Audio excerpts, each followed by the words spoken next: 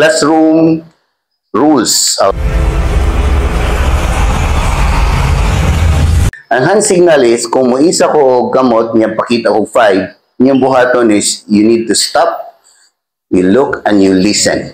Huno nga imong gibuhat, tanawa ko, dayon paabuta ko sa akong isulti. Kanira ko iisa. Di mo kailan mo isa gapil ha?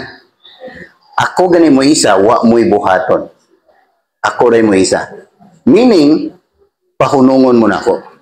Pero kung ikaw may mo isa og 5 din ha, basing ganahan ka mangutana o mutubag sa akong pangutana.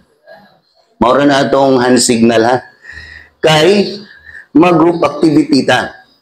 Okay, sige. So atong suwayan ang scenario. Mao ni ang scenario. Now, think. Ako rin balik ko na pag una-una sa kung sa mong idea ana nganong ing-ana ang scenario or tubagag suway ang pangutana. Ayaw sa tingog ha. Think lang sa. Okay, now, pair. Istoryahan, sulti mo hangguan.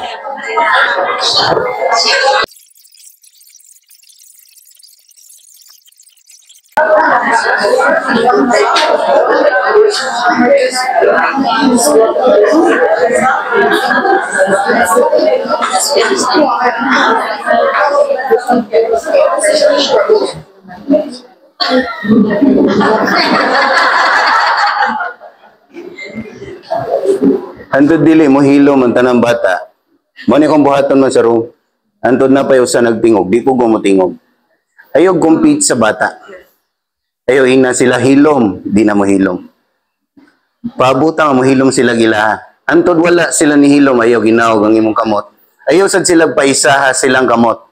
Kay kung na kay pabuhat nila, ang ilang focus na sa ilang gibuhat, wala nimo. Wa kay ipabuhat yun. Ikaw ray na buhaton ay gusto nimo ang tanang atensyon na nimo.